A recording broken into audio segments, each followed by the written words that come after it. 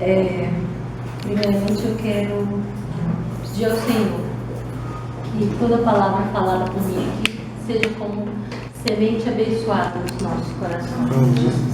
Que possamos receber verdadeiramente aquilo que o Senhor quer que nós tenhamos. Que possamos refletir e descansar na sua abundante graça.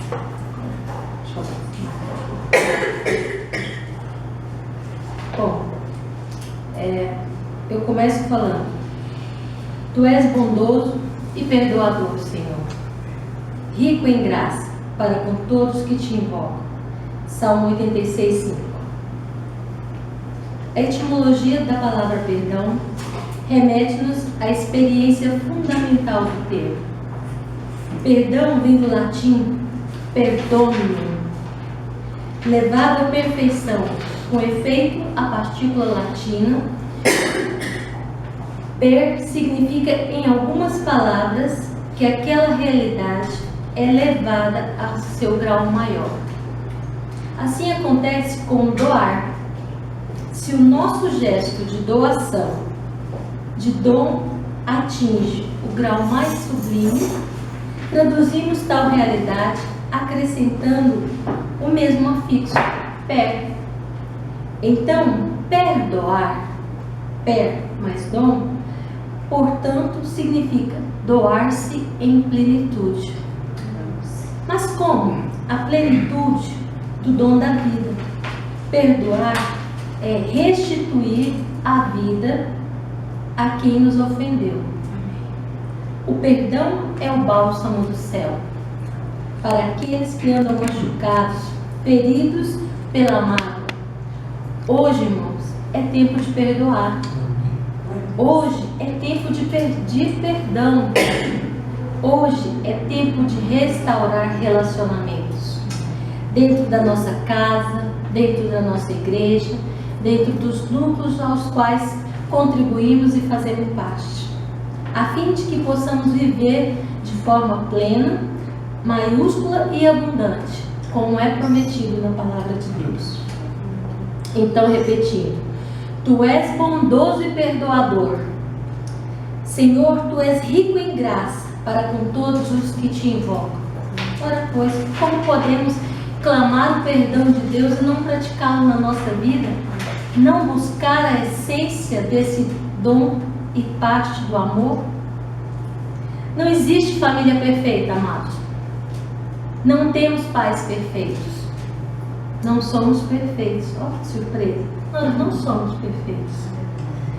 Não namoramos ou casamos com pessoas perfeitas. Nem temos filhos perfeitos. Assim como não somos filhos perfeitos. Então, lembrando, não somos perfeitos. E não há aquele a quem amamos aqui na terra que seja perfeito. Temos queixas uns dos outros. Decepcionamos-nos uns com os outros. Por isso, não há casamento saudável, família saudável, nem núcleo de convivência saudável, sem o exercício contínuo e prática do perdão. O perdão é vital para a nossa saúde, é vital para o nosso ser emocional e espiritual. Sem perdão, a família ou qualquer núcleo se torna uma arena de conflitos e um reduto de mágoas, dores, decepções não resolvidas. Sem perdão, a família adoece, as nossas relações adoecem.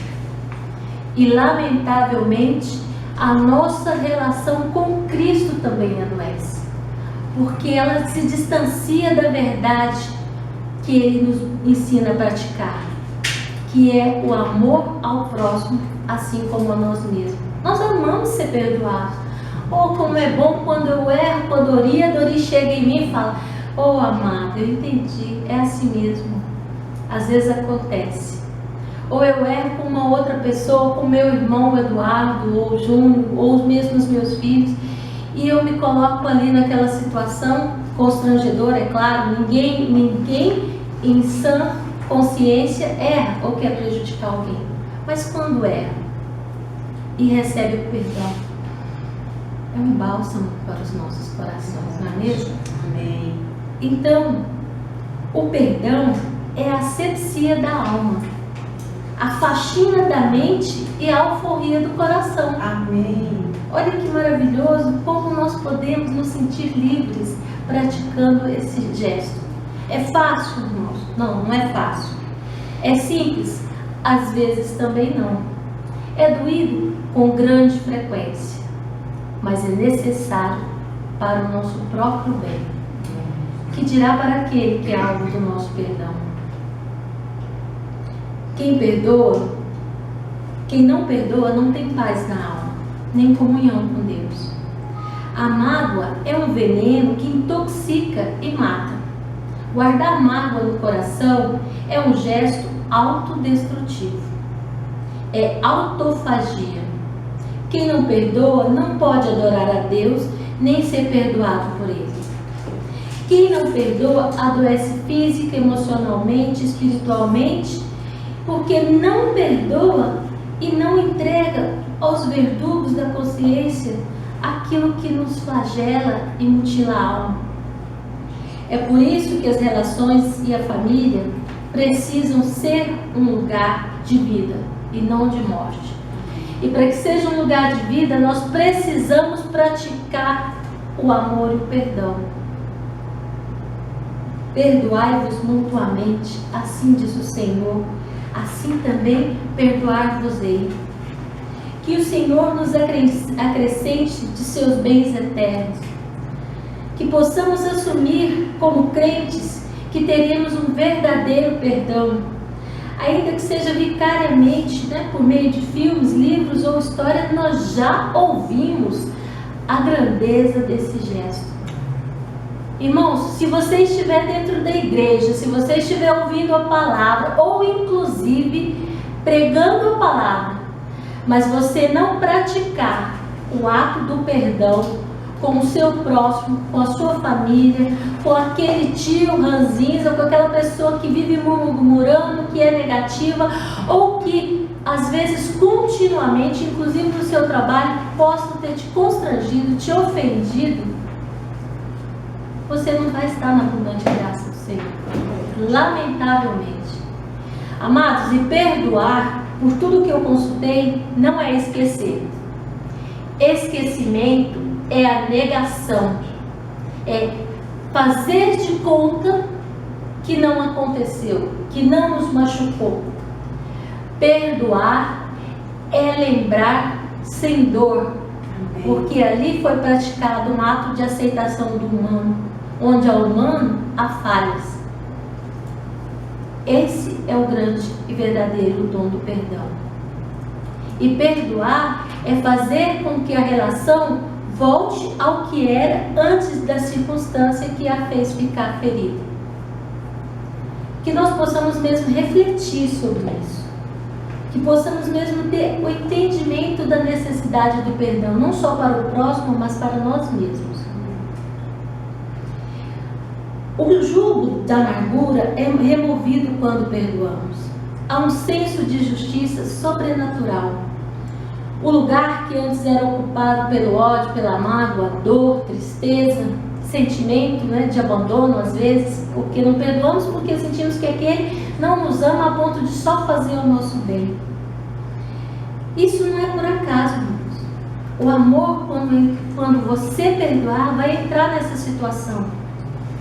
Vai fazer com que não haja peso, não haja prejuízo da sua atuação enquanto cristão. Lembrando que foi falado aqui na semana passada, Jesus Cristo não é religião. Jesus Cristo é amor, é dádiva, é perdão. Amém. Glória a Deus. Então Pedro aproximou-se de Jesus e perguntou: Senhor, quantas vezes deverei perdoar o meu irmão quando ele pecar contra mim? Quantas vezes, ó Pai? O número de situações é incrível. E aí Cristo responde: 70 vezes 7. 7 é o número da perfeição.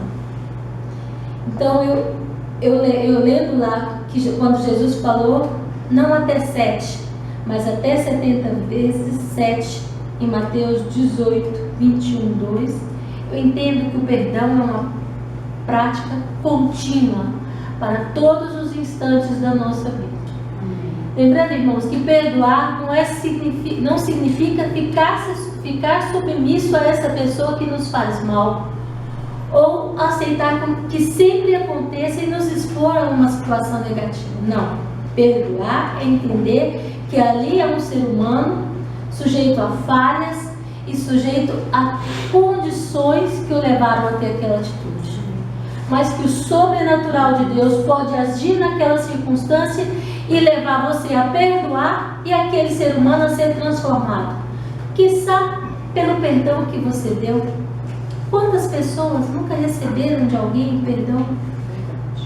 Quantas pessoas vivem à espera de ser perdoado uma vez para poder entender que essa prática existe, é cristã e que pode levá-lo a um mundo, uma vida melhor?